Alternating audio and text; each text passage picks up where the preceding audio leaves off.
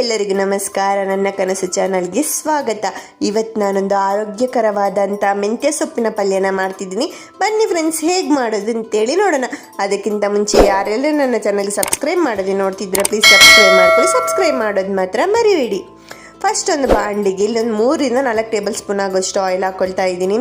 Oil ಬಿಸಿಯಾದಂತೆ ಒಂದು ಅರ್ಧ spoon ಆಗುವಷ್ಟು ಸಾಸಿವೆ, 1 ಸ್ಪೂನ್ ಆಗುವಷ್ಟು ಕಡಲೆಬೇಳೆ, ಹಾಗೆ ಅರ್ಧ ಸ್ಪೂನ್ ಆಗುವಷ್ಟು ಜೀರಿಗೆ ಹಾಕೊಳ್ಳೋಣ. ನಂತರ ನಾನು ಇದಕ್ಕೆ ಒಂದು 4 ರಿಂದ 5 ಹೆಸರು ಬೆಳ್ಳುಳ್ಳಿನ ಜಜ್ಕೊಂಡು ಹಾಕೊಳ್ತಾ ಇದ್ದೀನಿ. ಹಾಗೆ ಒಂದು 2 ಒಣಮೆಣಸಿನ್ಕಾಯಿನೂ ಹಾಕೊಳ್ತಿದ್ದೀನಿ. ನಂತರ ಸ್ವಲ್ಪ ಕರಿಬೇವನ್ನ ಆ್ಯಡ್ ಮಾಡ್ಕೊಂಡು ಸ್ವಲ್ಪ ಮಿಕ್ಸ್ ಮಾಡ್ಕೊಳ್ಳೋಣ. ಈಗ ನಮ್ಮ ಒಗ್ಗರಣೆ ರೆಡಿಯಾದ ನಂತರ ನಾನು ಇದಕ್ಕೆ ಒಂದು ಮೀಡಿಯಮ್ ಸೈಜ್ ಟೊಮೆಟೊ, ಹಾಗೆ ಒಂದು ಮೀಡಿಯಮ್ ಸೈಜ್ ಈರುಳ್ಳಿ, ಒಂದು 2 ಹಸಿಮೆಣಸಿನ್ಕಾಯಿನ ಆ್ಯಡ್ ಮಾಡ್ಕೊಳ್ತಾ ಇದ್ದೀನಿ. ಹಾಗೆ ಇದಕ್ಕೆ ಒಂದು ದೊಡ್ಡ ಸೈಜ್ ಆಲೂಗಡ್ಡೆನ ಸಣ್ಣದಾಗಿ ಕಟ್ ಮಾಡಿಕೊಂಡು ಹಾಕೊಳ್ಳೋಣ.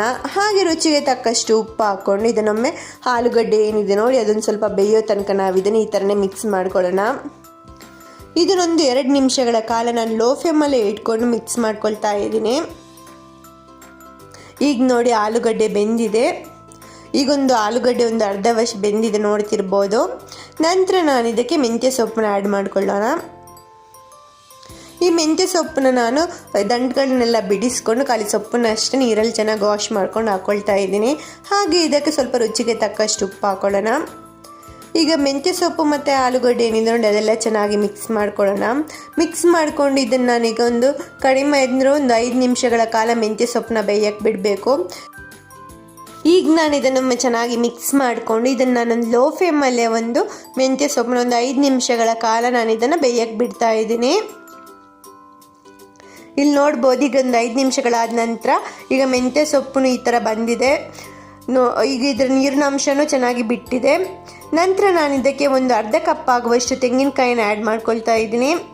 ಇದು ನಿಮಗೆ ಆಪ್ಷನಲ್, ಬೇಡ ಅಂದರೆ ನೀವು ಬೇಕಾದರೆ ಮಸಾಲೆ ಐಟಮ್ ಬೇಕಾದರೂ ಆ್ಯಡ್ ಮಾಡ್ಕೊಳ್ಬೋದು. ಈಗ ತೆಂಗಿನಕಾಯಿ ಹಾಕಿದರೆ ಸ್ವಲ್ಪ ಟೇಸ್ಟ್ ಚೆನ್ನಾಗಿರುತ್ತೆ ಮತ್ತು ಡಿಫ್ರೆಂಟ್ ಆಗಿರುತ್ತೆ ಅಂದ್ಬಿಟ್ಟು ನಾನು ಆ್ಯಡ್ ಮಾಡ್ಕೊಳ್ತಾ ಇದ್ದೀನಿ. ಈ ನಂತರ ಇದನ್ನೊಮ್ಮೆ ಮಿಕ್ಸ್ ಮಾಡ್ಕೊಳ್ಳೋಣ. ಈ ಥರನೇ ಒಂದು 1 ನಿಮಿಷಗಳ ಕಾಲ ನಾವು ಇದನ್ನು ಚೆನ್ನಾಗಿ ಮಿಕ್ಸ್ ಮಾಡ್ಕೊಳ್ಬೇಕು. ಈ ಥರ ನಾನೊಂದು ಕೈ ಆಡಿಸ್ತಾ ಇದ್ದೀನಿ ನೋಡಿ. ಈಗ ಲಾಸ್ಟಲ್ಲಿ ನಮ್ಮ ಮೆಂತ್ಯ ಸೊಪ್ಪು ಪಲ್ಯನೂ ರೆಡಿಯಾಗಿದೆ. ನೋಡ್ತಿರ್ಬೋದು ಯಾವ ಥರ ಬಂದಿದೆ ಅಂದ್ಬಿಟ್ಟು. ಇದು ರೊಟ್ಟಿಗಿರಲಿ ಚಪಾತಿಗಿರಲಿ ಎಲ್ಲದಕ್ಕೂ ಸೈಡ್ ಡಿಶಾಗಿ ತುಂಬಾ ಚೆನ್ನಾಗಿರುತ್ತೆ. ಈ ಥರ ಮಾಡಿದರೆ ಸ್ವಲ್ಪನೂ ಕೈ ಅಂಶ ಅಂತೂ ಮೆಂತ್ಯ ಸೊಪ್ಪಲ್ಲಿ ಇರಲ್ಲ. ಮಕ್ಕಳು ಕೂಡ ಇಷ್ಟಪಟ್ಟು ತಿಂತಾರೆ. ನೋಡಿದ್ರಲ್ಲ ಫ್ರೆಂಡ್ಸ್, ತುಂಬಾ ಸಿಂಪಲಾಗಿ ಮಾಡುವಂಥ ಮೆಂತ್ಯ ಸೊಪ್ಪು ಪಲ್ಯನ.